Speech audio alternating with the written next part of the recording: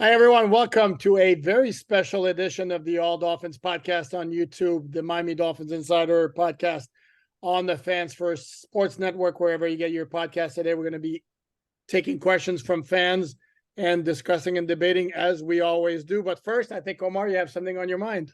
Yeah, I tweeted it out before we did this podcast because I was gathering questions and it struck me and came to my mind. I was thinking about Tua's efficiency level in these practices, how the ball is rarely incomplete, and the efficiency level in the red zone, the completion of deep ball throws. I am at the point where I'm ready to say, and this is big for fans who follow me for years, I might put Tua ahead of Chad Pennington in my rankings of Dolphins quarterbacks that I've covered. And though this is an important statement for those who know how high I regard Chad Pennington, he was the Pied Piper. He was, for a season, the efficiency leader in terms of if you were in the red zone, we're talking about games and practices, you know it was going to be a touchdown because he was not going to settle for a field goal. I don't remember the numbers on that 2018, but they were like 70% when they got in the red zone. It was going to be 7. And if you look at all of their strengths, because I think Pennington's accuracy and his precision passing and his ability to diagnose and read defenses is what made him who he was as a quarterback. Tua might have him on all those categories except for the diagnostic reading the field. Tua's probably just as accurate, if not more, has a little bit better of an arm in the post-arm shoulder Pennington. And precision passing, Tua might have him. Now, he's got better weapons. Clearly, he's got better weapons. But Tua might have him. Where Pennington doesn't have him is leadership. Where Pennington's got him is leadership. Pennington was the Pied Piper. Even when he was the backup quarterback, they went to him as opposed to Chad Henne for guidance, offensive understanding, leadership. He was named the captain when he was the backup quarterback. So that's a big confession for me. That's a big declaration. You know I'm a Tua guy. You, of all people, know I'm a Tua guy. Tuanon thinks I hate Tua. Because you're not constantly all the time praising him at every turn, no matter what, which is what I get too. And I'm even more of that in that hole. But go ahead, continue. Oh yeah, you're a hater. So yeah, and I know you're not a hater, but to Tuanon, you are a hater. So this is where I jump in, and guess what, Tuanon? I don't disagree with anything Omar just said. In fact, I would agree with everything you just said. You would put him ahead of Pennington. Yeah, I think so. And here's the thing is, and in both, the Dolphins got Pennington in year 9 of his NFL career in 2008 after the Jets released him to get Brett Favre. He had the one ridiculously good year in 2008. And ridiculously good year, not in the same vein as Tua had last year, because again, it was a different style of offense. Tua has the one great year last year in 2022, and everything you said about the skill set, I don't have an issue with any of it. I don't think there's much of a difference in arm strength. One before Pennington's shoulders began falling apart. People don't remember he used to have Randy Moss at Marshall, who used to deliver, and he used to throw bombs to Randy Moss. So correct. And there's a famous clip from the 2008 season. It's a flea flicker, and then or 2008 or even 2009 where Pennington threw the touchdown pass to Ted Ginn, and it's about 55 yards, which is basically what we've seen. And nobody ever accused Chad Pennington of being a great deep thrower because he wasn't. He wasn't. But he had the same type of skill set as Tua, and absolutely, I'm with you that I think right now you would put Tua ahead of Chad Pennington. Interesting. Okay, so you aren't you? Yeah, I'm. I have to think about it because I hold Chad Pennington in really high regard, and I even hold Ryan Fitzpatrick in really high regard. And Tua is better than both right now, and he's just beginning his career. The way he's diagnosed, and here's what made me think about it. Because at the beginning of the week, wouldn't you say that Vic Fangio's defense was giving him and them issues? I mean, Tyreek was invisible for a week. Yeah, the only problem with that and is again, what is the offense? And Tua talked about this after practice on Tuesday, is regardless of what the defense is trying to do, the offense has an objective for each play, and it's not necessarily result based. So, for example, when the defense is blitzing all over the place on Friday, it's entirely possible that the offense, the goal on that particular play on the offense is not to counter the blitz, because that's what the defense is doing, but it's to accomplish something else. And then maybe later on, the focus will be on stopping the blitz. So that's why. So are we really going to have this conversation that we had with Perk, where me and Perk were on one side, where it's like, I'm sorry, you can't have an 11-on-11 period. You know they're blitzing you, and you just allow free rushers. I don't care. Practice. That's the point. And if the design for the offense that particular day was not blitz recognition, switching the protection, blitz pickup, then it's perfectly fine for the defense. And it looks bad. The optics look horrible where you're letting guys run free. But again, maybe that was not the focus of the practice on offense that particular day. Anyway, we're hold on. Let's put a pin in that. We're going back. Okay, go ahead. Hold on. Let's put a pin in that, because I am of the opinion that in all these years that I've covered, a defensive coordinator has to go to the head coach and say, hey, I want to work on my blitz package today. You okay with that? And especially if the head coach is the play caller on offense, he has to green light it. So you're telling me, and maybe Vic Fangio just said, screw it, I'm just going to do what I want to do, which is a very strong possibility, because he's an old man. He has got old man tendencies, and you know how they work. If you become an old man, I would know nothing about what old men do. You do whatever the hell you want to do, and you just deal, and people just have to deal with it. But there's no way that Mike McDaniel and his offense and his offensive line saw all those blitzes and said, just ignore them. Let's just continue to do what we were doing. And didn't go back and say, hey, why aren't you guys blitz recognizing, blitz pickups? These are adjustments that aren't being made. They need to be made, because they clearly weren't being made. Again, you're assuming that the focus would then become blitz pickup, blitz recognition, protection adjustments. I am saying I don't know. I am saying the possibility does exist, that Fangio indeed told Mike McDaniel, this is what I want to do today. And McDaniel said, fine, do what you got to do. This is what I want to work on offensively. I don't think it's automatically a case. I was a lot more bothered, for example, about the sacks that were the result of the D linemen, like overpowering or beating. They just got whooped. Correct. That's different to me than somebody blitzing free and nobody's picking them up. So Christian Wilkins going to whoop people. If I'm way more bothered by the free blitzers. Like, I'm sorry, but how many career sacks does Duke Riley have? Like, you made him look like he was going to the Hall of Fame third. And I don't want to keep bringing that up. But that gets us into our first question, which comes from Obi-Wan Kenobi. Okay, bottom line, we both agree that Tua has surpassed Chad Pennington. Go ahead. Yes. First question, Obi-Wan Kenobi wants to know, how has the O-line looked? 2 days of Pats. Okay. I haven't had an issue with the offensive line. It's not horrendous. It's not a train wreck like it's been in not a train wreck, and it's still very early. I'm like what I've seen from Austin Jackson, which is basically that I haven't noticed him. Again, and also, if we're talking offensive line, Teron Armstead's not in there. And if you don't think Teron Armstead doesn't make a huge difference for the offensive line, I don't know what to tell you. So after 2 days of padded practices, I'm fine with where the offensive line is.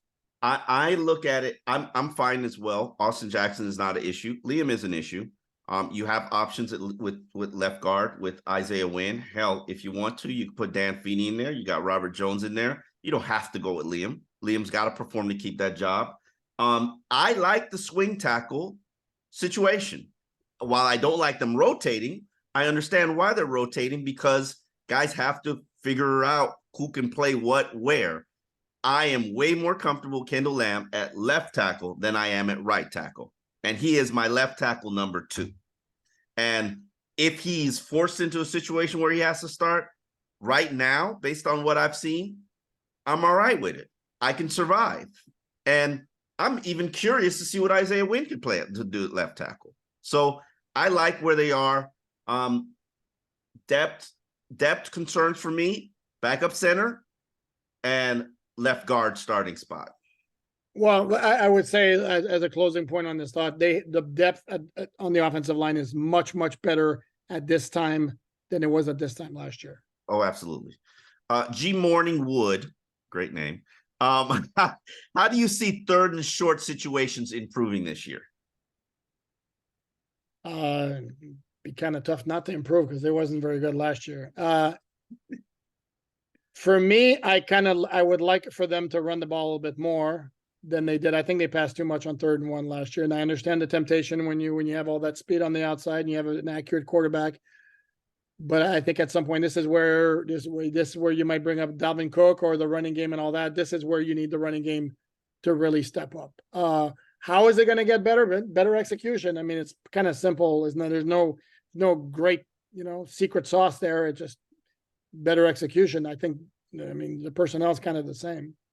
I think better offensive line play, better center play, better guard play, and Alec Ingold. I really like what I've seen from him.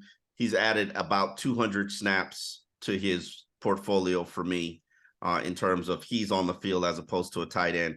I like it. I really like what I've seen from Alec Ingold. He's without a doubt one of my top 10 performers from camp so far. And one final point on this, Alec Ingold spoke to us this week, and he made the point that at this time last year he was in a red jersey coming off the torn ACL, and the fact that he's been able to hit from the start makes a difference.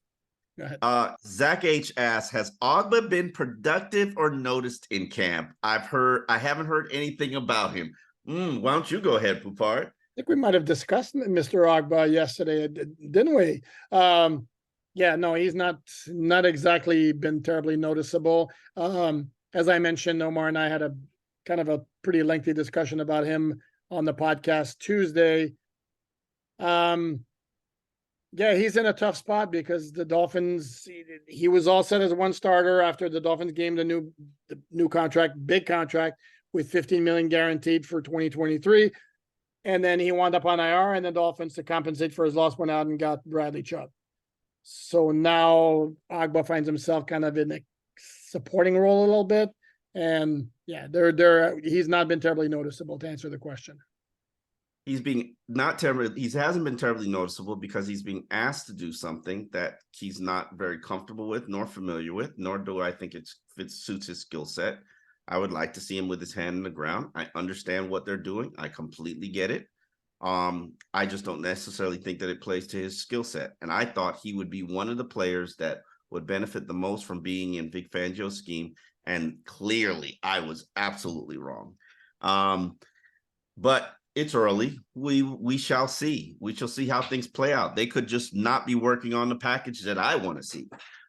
Jason Kendrick asks, what are your thoughts on Long after a couple of padded practices? David Long. David Long, great. I mean, fabulous. I mean, the dude's been completely outstanding. And again, I don't think anybody questioned the guy's ability when the Dolphins signed him as a free agent from the Tennessee Titans. The dude can play. And he's a great fit for this scheme because he's got instincts, play recognition. He's very smart, very good in coverage. The issue with him is he's had a hard time staying healthy. But no, he's looked really, really good. And it's great to see because we didn't see a whole lot of him in the offseason program. Yeah. Cold days in the sun. Should Cater be on the outside or is the slot or in the slot with Jalen out? You can take that one first. Talking to cornerbacks throughout my life, the slot has been a lot more difficult a position to learn, to adapt, to adjust. So I am fully on board with them investing in him as a slot. When Nick Needham comes back and is cleared, we can explore what we do there, but they probably envision Cater as a slot cornerback in the NFL. His physicality hints that he's going to be that position. His size hints that he's going to be that position. He's not gonna handle the skyscrapers, the Brandon Marshalls, that's not his forte. So I think he's probably better off in the slot position. And then see about Cam Smith, Noah Igbenogany, Eli Apple, those guys on the boundary. Even put Nick Needham in there on the boundary. I think the slot is his best spot. Completely agree, and I would make the further argument that the Dolphins have more depth right now in terms of boundary cornerbacks than they do nickel cornerbacks, and that's for I think that Kohu is more needed in the slot than he is outside. As I'm losing my voice here. Taylor Simpson asks a really good question. One name, who's been the top performer on the O-line and who's been the top performer on the D-line? One name. Well, D-line, Christian Wilkins. O-line, Austin Jackson, maybe. Wow. No, did you just name Robert Hunt? Sorry, Robert Hunt. Okay, I was about to say, did you just name Austin Jackson? Oh, Austin Jackson's been good. I'm actually gonna go with this is gonna be out of left field for you. I'm gonna go with Connor Williams, and I know there have been a lot of sacks from the defensive tackles. Yeah, don't look like that. Don't do that. No. I'm making faces because I've spotted him a couple of times losing one-on-one battles. And in fact, when I was talking about the sack fest of Friday, one of those sacks was Zach Sealer basically bowling over Connor Williams. So, but by all means, proceed. It happens. Yes, it does what I will point out to you, do you see any errant snaps? Well, it kind of comes with the job. You're not supposed to have errant snaps. Well, how many were there last year? No, last year was rough. Yes. Yeah, okay. And I think the communication, it is his job it's his job to ID things and call line protections. And so that Thursday practice, I did put on him in the centers. But I can't give it to he's asking for $10 million a year. He is probably a $10 million player. He's more than a $7 million player. I can't say it's the same thing about everybody else on that line except for Teron Armstead. So my expectations are a lot higher. I think he's delivering. I don't have an issue with him. I think he's the guy I want to build around. Well, he's your top performer. I hope you don't have an issue with him. Yeah, And D-line is it kind of obvious? Or you're? Oh yeah, it's Christian. Yeah.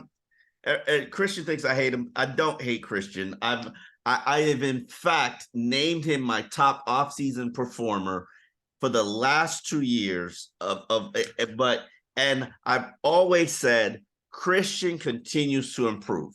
Now, if Christian continues to improve from last year to this year, the question is there more meat on the bone? Okay, without question, there's more meat on the bone, and it comes. You think so? It comes in the passing game. Absolutely, there's more meat on the bone. All right, and maybe that's why I'm a Christian hater, because can he really do better than he did last year? That was a really good year. No, he was great against the run. I think he can become more of a factor in the passing game without question. Okay. Chase Racing asks, how does Devon Achane look? Smallish, really, really fast. Any lie told? He's smallish, really, really fast. Yep. Like a Savon Ahmed lookalike. Except Savon Ahmed's thicker than Achane. Might have 5 pounds on him. Come on. Savon Ahmed looks like a grown-up Devon Achane, if we're going to be really honest about it. I said this on yesterday's podcast, and I will say it again. I hyped up backers versus running backs, the one-on-one drill. They actually did it on Tuesday.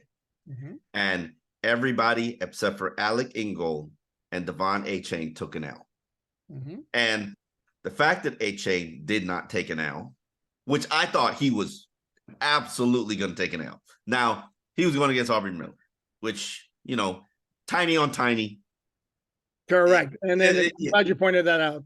It's tiny on tiny. So let's build him up confidence-wise is clearly what was happening there in practice. But, watching Salvon Ahmed ole people and Myles Gaskin ole people to the fake quarterback, that's not an encouraging thing to see either. So I give A-Chain props because he got the job done. Speed, quick. I like the fact that he hides behind the blockers and he just pops out. That I like. It's very hard to see and understand what to expect without pads, without hitting and contact, because my question is, can he run through a tackle? Can he get through a tackle? That's a question. And I don't have an answer to that question yet. Let's get to the very top of this list. And it is, does Cam Smith look like he's on pace to be a starter as a rookie? You want me to go first? Yeah, that's a good question, because that dude has looked very, very impressive. And let me answer it like this. Is he on track? Yes. Based on the steps that he's taken so far early in his first training camp, there are a lot of other steps that he needs to take to remain on track and become legitimate in terms of a contender to start opposite X. But so far, there hasn't been a practice where we haven't seen him with at least one pass breakup. That's correct. And the coverage has been really, really good. I don't recall, he got smoked one time. Braxton Barris got him. Yeah, I don't remember if it was 11 on 11 or. Oh, it was 11 on 11. It was Skylar Thompson 11 on 11. Oh, yeah, that was also the practice where he got a DPI. So he had one bad practice. The rest of the time, the coverage is good. He makes plays on the ball. So yes, he's on track. But when still, they get some refs out and we see if he's handsy, because we don't know if he's holding on plays because we're not watching all that. Time out. Let me interject here, because I noticed last year I like Kader Kohu a lot, but I kept making the comment he's handsy, and he got a few holding penalties in the regular season. I haven't seen Cam Smith do that. I think Cam Smith, he's definitely a contender. Would I make him the front runner? No, I wouldn't make him the front runner. Right now, Noah has to be in the mix. I think it's 50-50 battle. Not to say that I'm hyping up Noah, but Noah looks pretty good in his own. And if I knew that was what Noah needed to thrive in his NFL career, I probably would have told, and I did tell his agent to get him traded, probably would have told him that years ago, because Noah looks like a completely different cornerback. And hey, maybe it does benefit his skill set. Now, can I sit here and say Noah's good or an NFL starter? No, but he's been invisible for 6 practices. And that's the best compliment that you can give a player. When I would show up to training camp, see Noah on the field, and know exactly where they were going. Mm-hmm. Am I lying? No, you're right. Like, you can't be Tua and see Noah there and be like, oh, let me go over there. No, you going where Noah's going, because that receiver's going to be open, or wherever you throw it, Noah's going to have no chance of getting the ball off you. And it looks like a completely different cornerback right now. Here, Elliot Guzman asks, and this is a good one. What stands out to you with Fangio's coaching? I know you touched on it a little on the last podcast, but just curious, what's caught your eye? I assume that's to me, but I want you to answer. No, I'll go for it, because I mean, other than the fact that they're very multiple, and as opposed to kind of last year. Do you think they're multiple? Yeah. I see a lot of different. I saw a lot of different looks. You're not talking multiple fronts. You're just talking about multiple. No. Multiple things they do, in terms of like the coverage. I think that's more varied. It varies. They're not multiple, because when people say multiple, that's what I mean by multiple. More than one. With the Brian Flores defense, Brian Flores / Josh Boyer, it's kind of one thing they did. They were, yeah, you're right. They were supposedly a multiple front, but they never really were a multiple front. And every team is going to be like, depending on the situation, they're going to either sometimes line up with 3 guys, sometimes going to line up with 4, sometimes they're going to line up with 5. I mean, that's kind kind of par for the course. I will say every single day I'm learning something new about the zone. And I have covered sports and football primarily for 20 years. I realize now that none of the teams that I've ever covered have used zone as a base. So it's a challenge for me to understand the concepts. Cover one versus cover two versus cloud versus this versus that. What happens when what happens when the nickel? Well, no, what happens when the free safety drops down to cover the corner, to cover the nickel? Like what concepts or what rules apply to both to the cornerback and to both safeties on the field? And I'm asking the coaches that I know, who have no affiliation to the NFL or to another team, these concepts so that I can understand them. And it's a challenge to me that I can only correlate to when I was learning the Parcells 3-4 defense, because I had always covered a 4-3 team, 4-3 press team, and Parcells stuff, or whoever that tree. Correct. It required me to do a little bit more studying and understanding, and really and I've said this before, I've shared it before, to be honest to people, I had to actually play Madden with that scheme just to understand the coverages and concepts and how things impact everything. And that was over a decade ago. Madden's about as real as it gets, where they're actually calling the plays the same thing that the teams call the plays. So I don't know if I'll have to resort to that, but Vic Fangio's defense it's a struggle for me to understand it and understand the concepts, and it's very complex. And the reason it's very complex is exactly what Tua said in his press conference, and what everybody has said in their press conference offensively when they're talking about Vic Fangio. Everything looks the same. Correct. Everything before the snap, everything looks the same. And you have no idea what's coming. And where some teams are like, you knew what was coming in Brian Flores' third down package. You generally knew. Well, you figured there's going to be an extra rusher, but you just didn't know who it was. And that's correct. Yes. I couldn't tell you whether Fangio's bringing extra rushers. I couldn't tell you if he's dropping 8 in zone. I can't tell you if he's overloading one edge. I can't tell you if the inside linebackers are blitzing. I can't tell you what Javon Holland is doing on the coverage. I can't tell you what the nickelbacker's doing. I have no idea what Xavier Howard's doing, because he might be playing press. He might be playing zone. I have absolutely no idea before any snap, and that's not like me.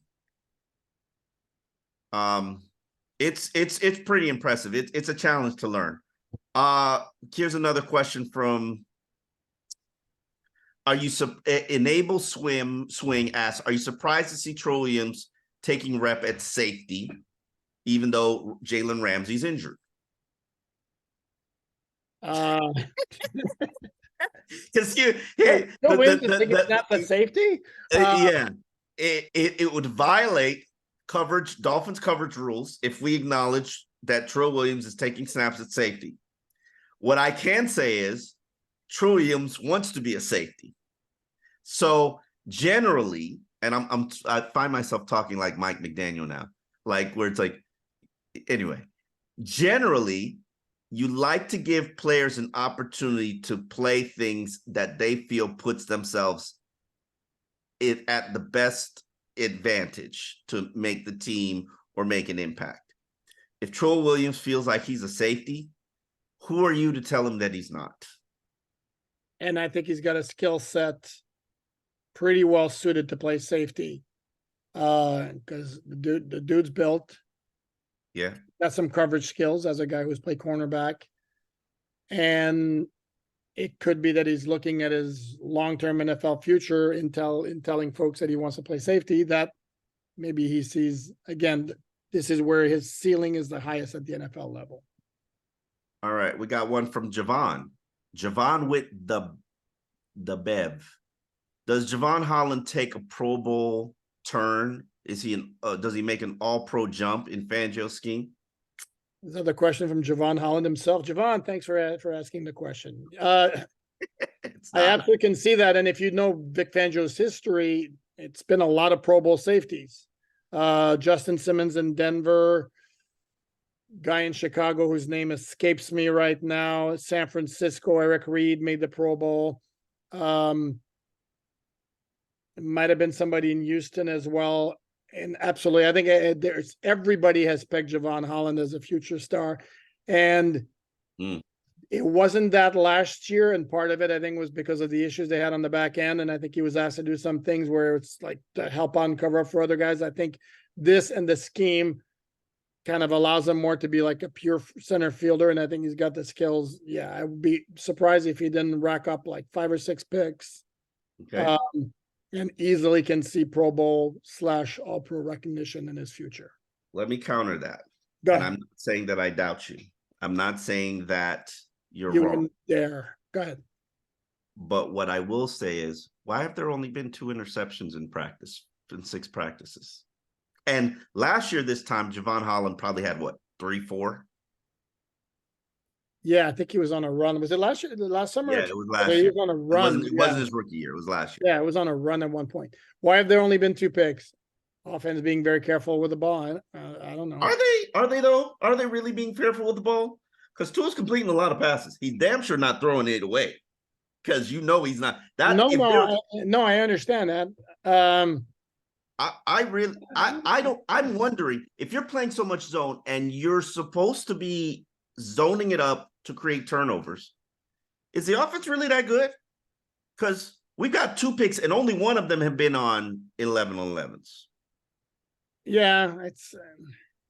Do we have to give credit to the quarterbacks? It's 6. Well, it's 2 on Mike White and Skylar Thompson who have avoided the picks. But I don't know how much stock I would put into that, to be honest. This is practice. I'll be honest with you. I hear what you're saying. I'm not sure exactly how much stock I would put into it. I haven't seen Javon Holland be in position, except for the one that him and Xavier collided on, to get an interception. And while I think I've seen him do a lot of things that I think he's not familiar with, and I'm intrigued by them, and he does have the skill set to do them. Like, I'm very I'm curious why, and it's not like the offense is losing, because I have it 3-3. You have it 3-3, I think, in terms of practice. Who wins, who loses? I said it's about even. I haven't kept score like you have, but go ahead. So I mean, even is 3-3, brother. No, I know that. Well, I mean, I don't know if it's 3-3 or 3-9. It's 3-3 with one dominant performance. The defense. I said it's 3-3 with the defense having one dominant performance, and everything is relatively close. And the offense has had one dominant performance. You would say dominant was yesterday. On Tuesday, yeah. Okay, all right, cool. Matt Christensen asks, who's going to be this year's Mike Gesicki? Oh, that's a good question. I like that question. Wow. The underutilized tight end? Yeah. Well, any tight end on the team. I'm going to guess the meaning of the question is a high-profile player who has a very, very quiet year. And if that's the question, if that's the angle of the question, Emmanuel Agba. Yeah, I don't know that I can go anywhere else. That's the guy who kind of jumps out to me. And again, it all stems from him being injured and the Dolphins compensating by getting out and getting Bradley Chubb, who kind of made Emmanuel Agba a little bit, I don't want to say redundant or complimentary, but that's. I wouldn't have asked him to stand up anyway, but that's besides the point. That's a different story. But I don't know if as far as the passing game. No, I think, Hill's going to get his catches. Wall's going to get his catches. None of the tight ends are going to get a lot of catches. The running backs are going to get a sprinkle of catches. So I don't know that there's anybody like that. I think Alec Ingold's probably going to get 15 more receptions this season. I could see that. Fellas, today's the last day of camp. Who would be the most shocking cut? Oh, man. You first, and I'll just say I agree. That's lazy. Now you cannot say whoever I name. I'm going to have to go with Robbie Chosen. There is a I don't know why he has not practiced. He's not getting reps. He is practicing. He's not getting reps. He's not doing any rehab assignment. He's there. He's just getting 1/10 the amount of reps that everybody else is getting. Today, I watched him on a 3rd and 2 situation, catch a slant, forget the quarterback, convert the 3rd down, and juke the cornerback to convert the 1st down, and then spike the ball. And he's clearly frustrated. Mm-hmm. And if I'm not getting it, sometimes I think coaches play these mind games and these, psychological tricks on players to see how they handle adversity. And I think this could be one of those moments, because if he was out there on the practice field and not performing, then I'd say, oh yeah, maybe he doesn't have it. But we saw what he did in OTAs. Okay, Tariq's back. Your role is limited. Why are you not playing now? Because you're better than Cedric Wilson. Let's be real about it. But Cedric Wilson's getting 3 times as many snaps as you are. You're Eric Uzukama. You've done 8 times more in your career than Eric Uzukama. Yet Eric Uzukama's getting at least twice as many reps as you are. Hell, Daywood, who I have no idea who the hell he is. Daywood Davis. Daywood Davis. Does he need a 95-yard touchdown catch for you to know his name? He absolutely does. Daywood Davis is getting more snaps than Chosen Anderson and Robbie Chosen. So I don't know what to make of it, and I'm not gonna call him. I'm not gonna request him as a media member, because I don't want to. I want him to go through whatever he's going through, and work his way out of it. That's me. Okay. Now you gotta give me a name. Omar's answer is perfect. Here's one I'm going to throw out, and then I'm going to duck because it might make some people very unhappy.